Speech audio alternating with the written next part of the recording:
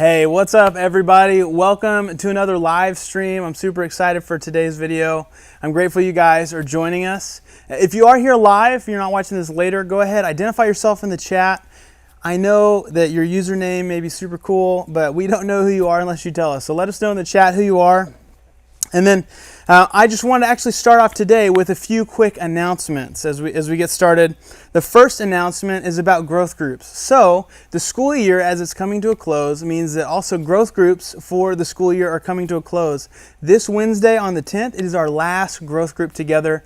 We'll actually be getting together to discuss some of the questions that were asked here in today's video. So really excited to have our last growth group kind of go out on a bang, talking about some really important cultural issues. And then the next Wednesday on the 17th, we are having kind of our end of the school year parties. So each group will have their own party individually. Look out for your leaders. They'll be sending you some information so you know exactly what you guys are doing.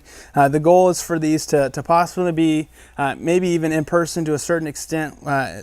Of course, keeping social distancing and some other things so that everyone's really comfortable. I want it to be something fun that you guys can go to. So excited about that. And that's really it. Only 2 weeks left here on our calendar for the school year. It's crazy that things are winding down. I know some of you may have even this last week finished classes, so that's super cool. And I just want you to know, regulation permitting, this summer in July, we'd like to start activity-based groups where we can get together in person and do some fun stuff outside in a safe way. So we'll give you more details as they become available. That's something that, of course, is regulation permitting. And I don't think it will be a surprise to anyone, but I want to make it clear that this summer we have decided to cancel our summer camps. And so with the large traditional camps like Forest Home having, months ago canceled the summer plans, we thought it best that this summer that we not plan a summer camp activity. It's sad, but we actually know that God will work it for good for us and for everyone. We want to make sure that everyone stays safe and that we are able to partner with what Seabreeze is doing as a whole as we're coming back to normal, the new normal. And so with that being said, I want us to transition now to our video. So we're in our 4th week of our 5-week series called I Have a Question. I don't know about you, but this last week I've had a lot of questions pop up. In the midst of protesting, riots, racism, and injustice, I've run the emotional gamut every day. I've had so many emotions, and I've had a lot of questions come up. As I scroll through the different feeds, so many questions pop up. And so I wanted to actually pause and take a moment away from what we were planning on doing tonight. And I wanted to interview our family pastor, Ethan Johnstone. And I invited him to come up here on a Saturday. He spent some extra time and really thought through a few questions that parents and families have submitted. So this last week, I hit pause on the question we were going to be looking at, and I asked families to come together and submit their own questions that Ethan could take a look at. And so I'm excited to share that video with you in just a second. Before we get there, I do want to share our theme verse for this series. It comes out of the book of James, chapter 1, verses 5 through 7. It says, "If any of you lacks wisdom, he should ask God, who gives generously to all without finding fault, and it will be given to you. But when you ask, you must believe and not doubt, because the one who doubts is like a wave of the sea, blown and tossed by the wind. That person should not expect to receive anything from the Lord." So we need to seek God and ask our questions about what's going on. So that's why I actually reached out to families and had you guys come together to ask these questions. And so I'm really excited to hear what Ethan has to say. In our interview yesterday, I knew that he took a lot of time preparing the answers, and it was really helpful. So I'm excited to share that with you. Normally, we would play a game, and we'd have some interaction, some challenges. But this video, it's about 25 to 30 minutes long, and so I want us to get to the video so that you guys can really get the best out of it. I want to challenge you to submit a follow-up question if you have one to me. You can submit that to me at andrew@seabreezechurch.com. That's my email address, and we'll get back to you as quick as we can. And so I want us to transition to the video now, and I'll come back at the end to wrap us up. So Andrew from yesterday, take it away. Hey everyone, thanks so much for joining us. I have asked Ethan, our family pastor, to come and answer some questions that were composed and compiled by the families here of the student ministry. So really excited that you're here, Ethan. Thank you so much for taking some time to answer these questions. Excited to be here.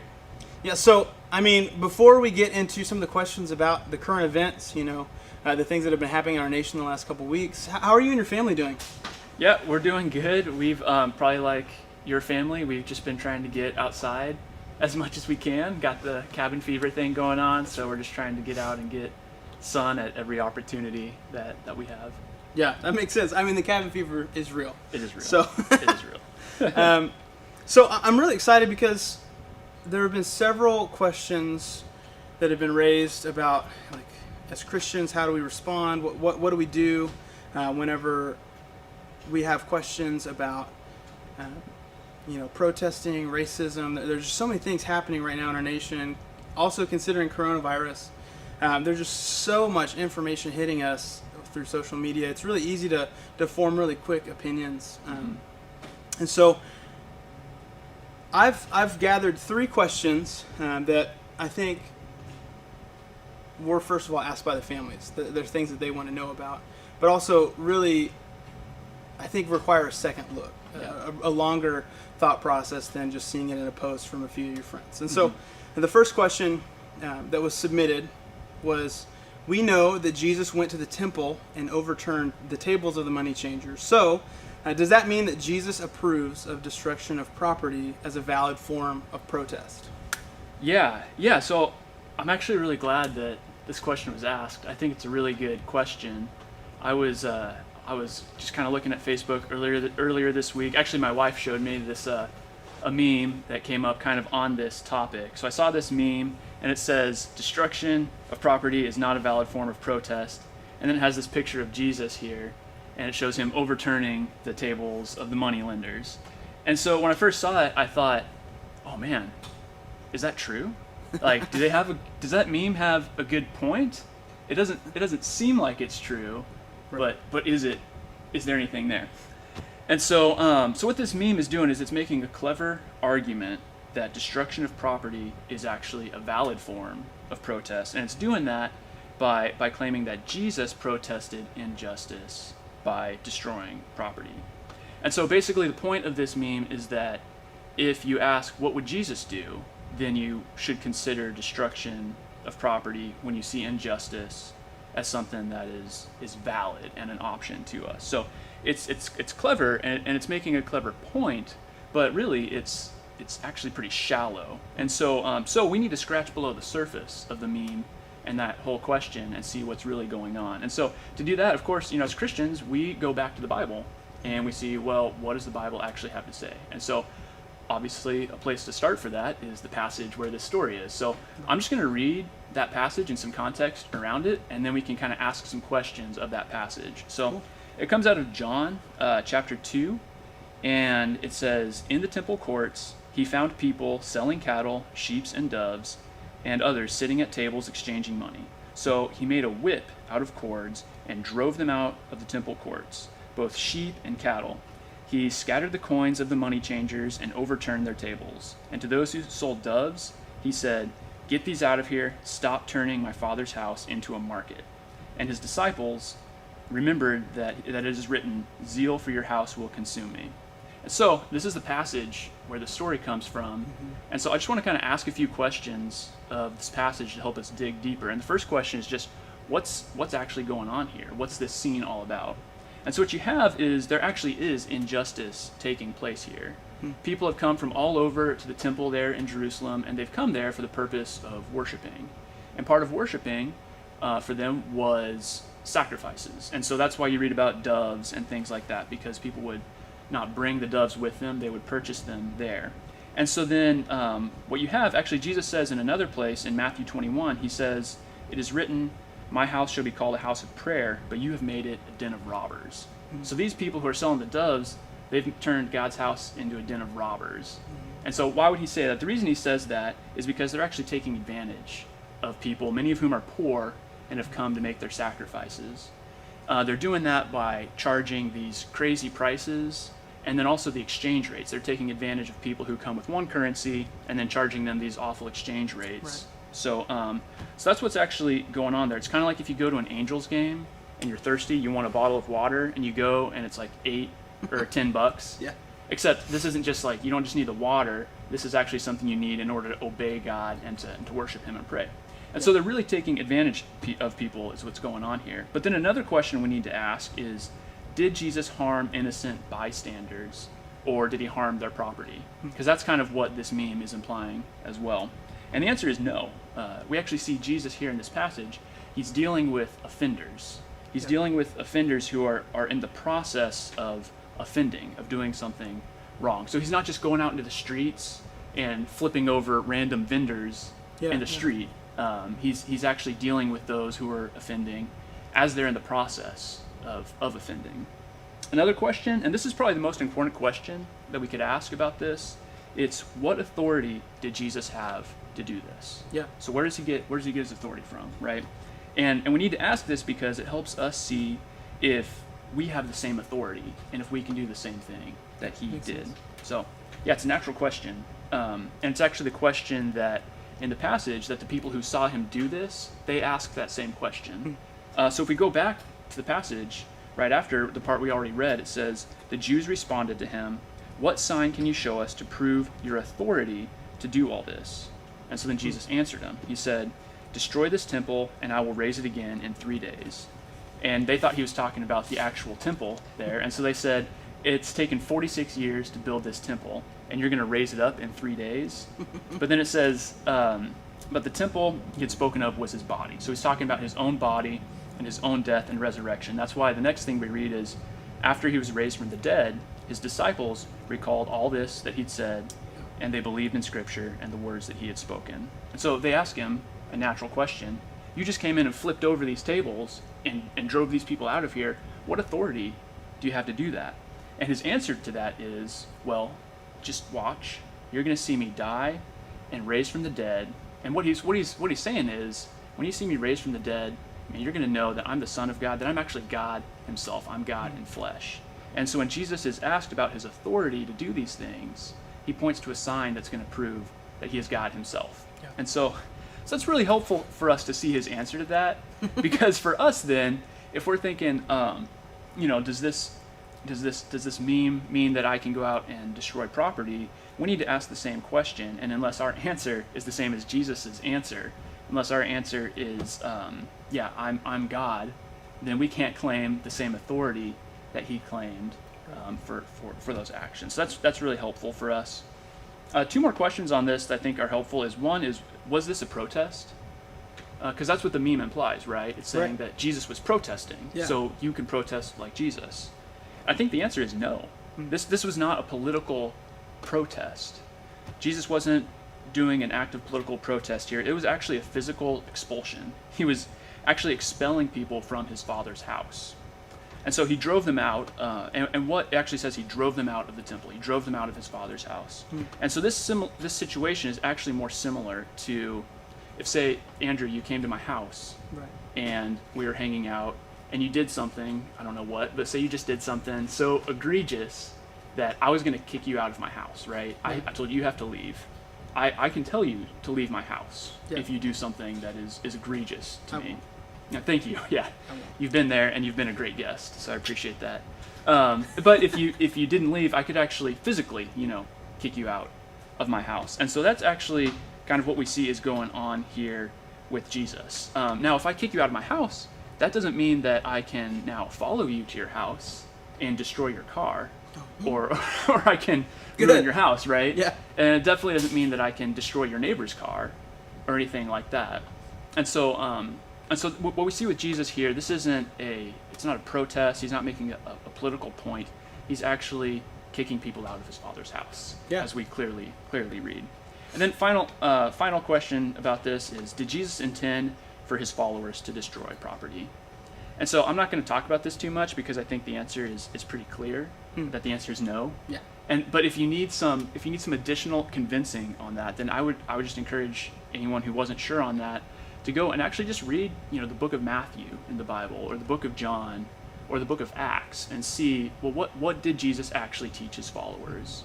And do you see him at any point teaching them to do something like this? And then after he died and rose, and his followers are obeying his commands, do you ever see them doing anything like this? So I would encourage you. It's always good to go back to the Bible, back to the Bible, back to the Bible, to answer these questions.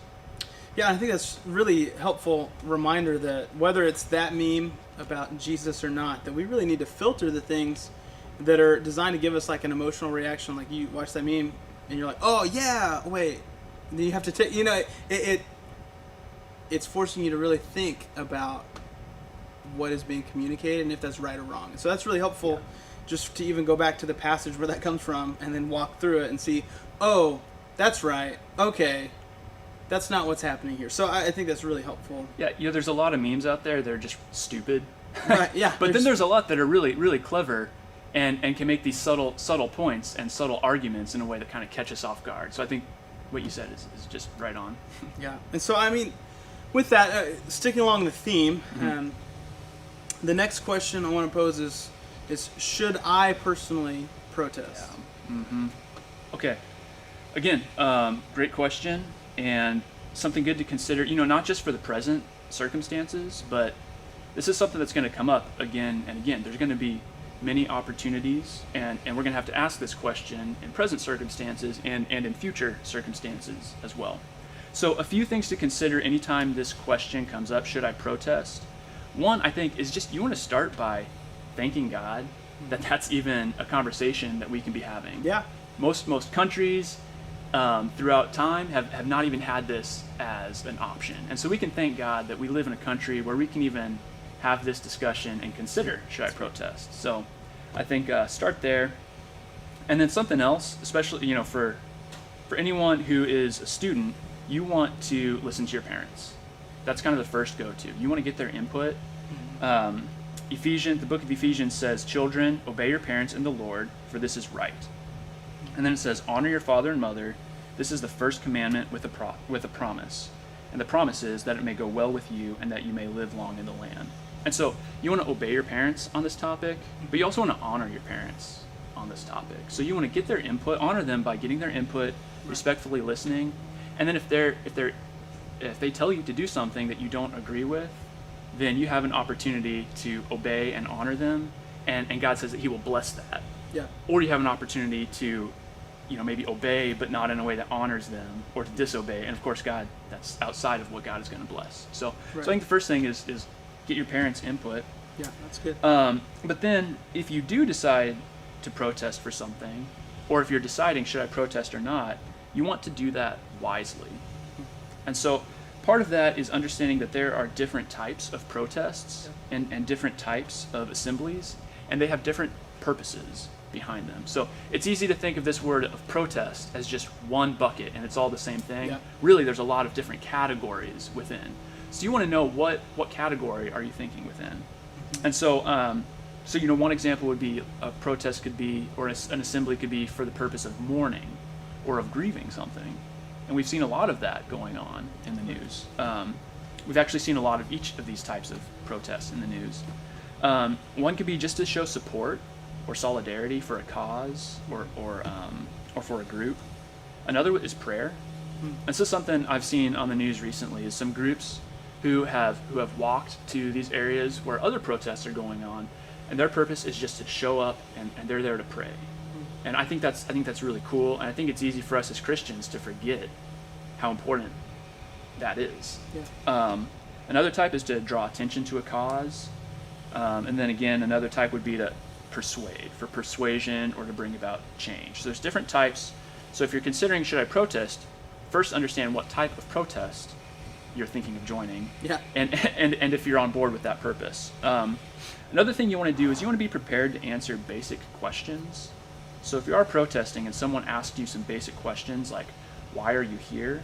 You should be prepared to answer that. That's great. So like if someone asks you, what specifically do you hope to accomplish, you should be able to answer. And your answer should probably be something more than just change or to make a difference. If that's all that you've thought it through is I want to see change, you probably need to go back to the drawing board and just do some more thinking and really understand how you would answer that question. You want to be able to answer what would be the impact if the change I want to see came about. Is there a realistic path toward the outcome that I want to see? Are there any problems with that path? Are there any problems with the outcome that I want to see? And so I don't want to pick on any particular statement that's out there, But I do think we need to acknowledge that often statements that are short enough to fit on a sign or are short enough to fit on a hashtag, they offer simplistic solutions to really complicated problems. And so we really want to think through before we align ourselves with something, and make sure that we could answer those basic questions. Yeah, that's good. That's an act of prudence and wisdom right there. Another thing you want to do in considering wisely protesting is you want to be aware of the we that you are joining. So a protest by nature, it's multiple people, right? And there's not protests of one really out there. And so you're going to be joining other people if you're participating in a protest or an assembly. And so you may know your purpose for being there, and you may be able to answer basic questions about why you're there. But that doesn't mean that that's the same purpose as the group. The group might have a different purpose. The group might have different answers to those questions. And so you might actually find yourself supporting something that you don't intend to lend your support to. And so you really want to ask not just what's my reason, what's my motive, what do I want to see, but what's the reason of the group? What's the motive of the group? What does the group want to see? And do I support that as well? So be aware of the we that you're joining before you lend your support to something. And then just one last thing here is you want to participate peacefully. One thing that I think is cool is that actually the Constitution for our country and the Bible agree on this. And so in the First Amendment of the Bill of Rights, we're given the right of the people to peaceably assemble is the language that's used, to peaceably assemble. And then if you look at the Bible in Psalm 34:14 and all throughout, we read things like this. Psalm 34:14 says, "Turn from evil and do good, seek peace and pursue it." So the Bible actually commands us to seek peace, to pursue peace. And doing something in a peaceful way is actually difficult. It's really easy to go about something in a chaotic way. Chaos just kind of happens easily. Peace, that's tough. That requires some real forethought and planning and self-control in order to do something peaceably. But that's what we're commanded to do. Yeah, that makes a lot of sense. And I appreciate that you're not just answering the should I protest with a yes or no answer, because it could be as simple as yes or no. Right. But the reality is it's much more complex, and you're giving people principles to think through so that they can make a wise decision before God, ultimately, as we stand judged before Him. So I think that's really helpful. Yeah, that you're giving us different principles and categories to think through. That's really helpful. And then finally, the third question that we're looking at today is, considering that there just seems to be a lot of anger going around about different things, when is anger justified? Yeah, again, these are such good questions and super relevant. Yeah. So the Bible has a lot to say about this. I think one place that we can look at right now is Ephesians 4:25 through 27. I'll read that. It says, "In your anger, do not sin. Do not let the sun go down while you are still angry. Do not give the devil a foothold." And so this is one of the places in the Bible where you see that anger isn't necessarily sinful. You see that feeling anger or being angry doesn't need to include sin. Right here where it says, "Be angry and do not sin." So it's possible to be angry without sinning. And one of the categories that you see in the Bible that is something people have called kind of a righteous anger. Yeah. Or righteous indignation is maybe a phrase that you've heard. But the idea here is that it's possible to be angry without sinning, but there are a few things that we need to understand about righteous anger. And one of those is that righteous anger loves good and hates evil. A really helpful verse in considering, is my anger a righteous anger or an unrighteous anger, is Romans 12:9, and it lists just three things. It says, love must be sincere, hate what is evil, cling to what is good. So those three things, you can't claim to have righteous anger unless all three of those are intact. And that's sincere love, hating evil, and clinging to what is good. So we tend to be angry about selfish things, right? Right. We tend to be angry about, inconveniences, or maybe our pride has been damaged, or we're not getting what we want. And the selfish anger it tends to cause us to act in ways where we don't do these three things, where we don't love others, where we actually embrace evil, or we use evil as a tool to get what we want, and we forget about what's good. We put what's good on hold because we're mad, because we're angry. And so selfish anger like that, that's totally different from being angry over evil or having a righteous anger. So if you watched the video of George Floyd and you felt outrage, then that's because that's a good thing. Yeah.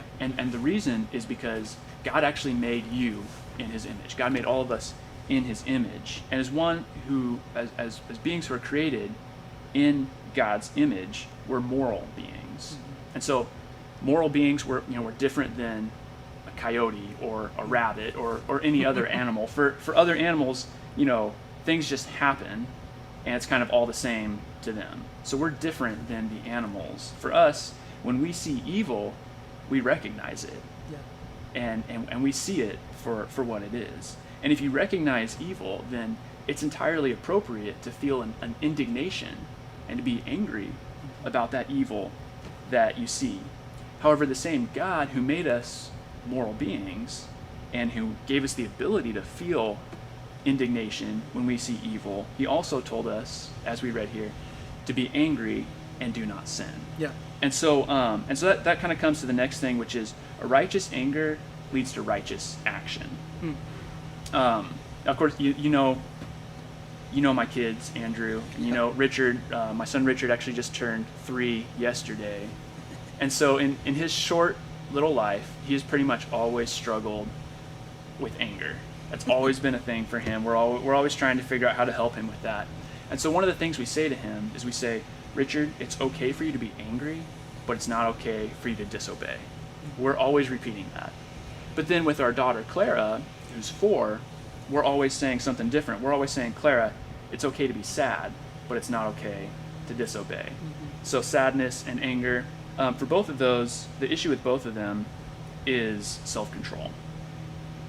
Is that letting their feelings or letting their emotions cause them to lose self-control and cause them to disobey. And so it's kind of the same thing for us. We tend to think that if I feel something strongly enough, then it justifies me sinning in other areas. Yeah. And that's something that just doesn't square with the Bible. It doesn't square with the passage that we just read in Ephesians.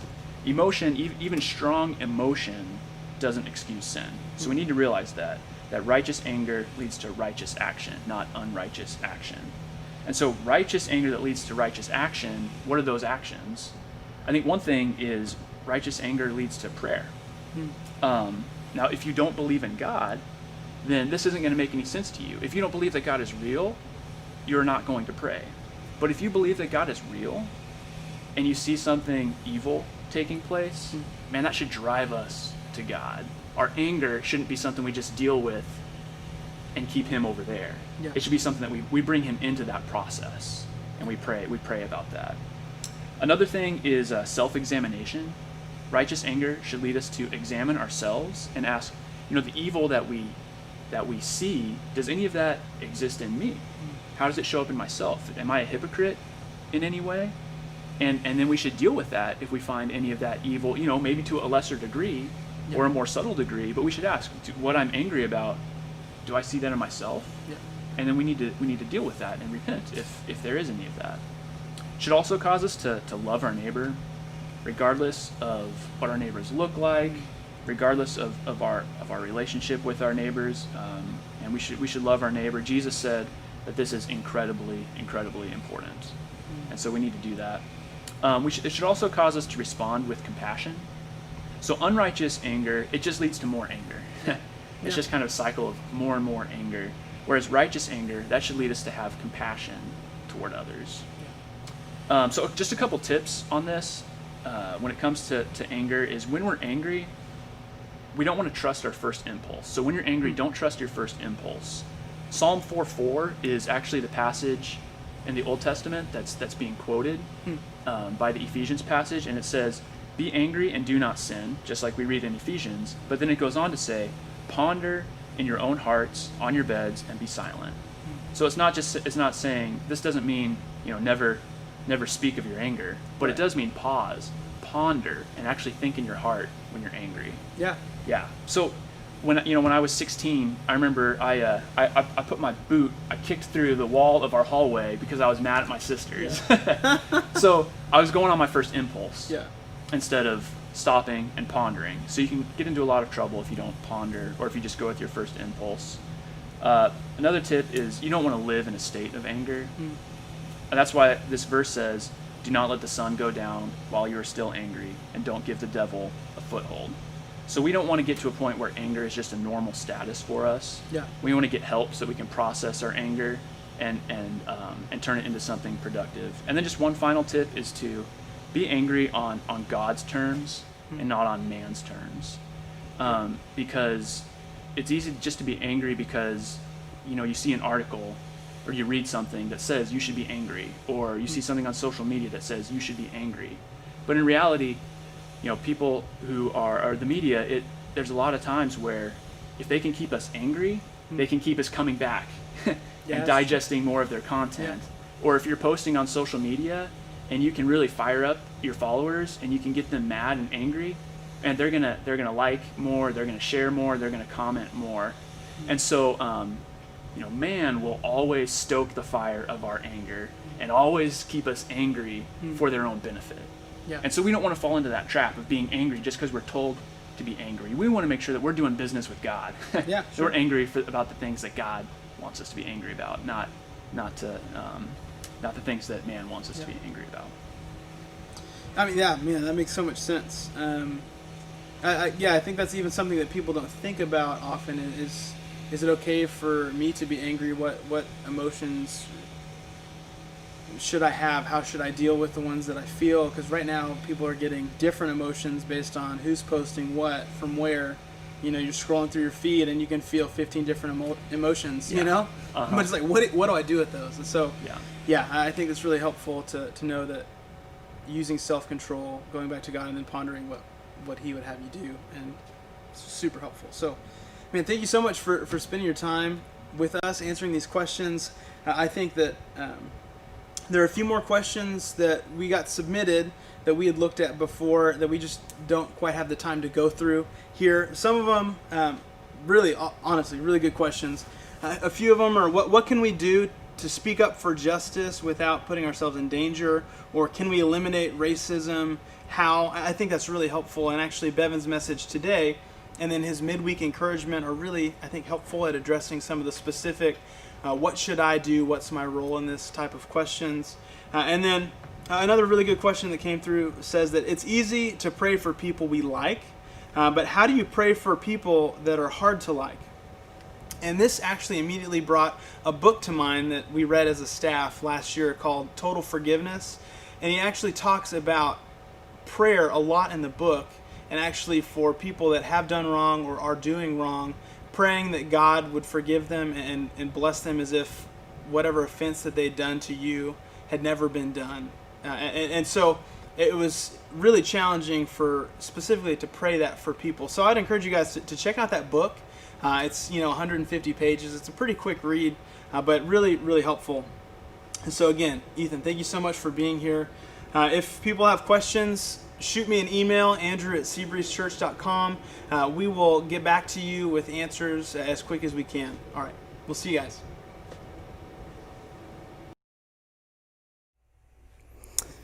Hey guys, I hope you found those answers helpful. I know I did.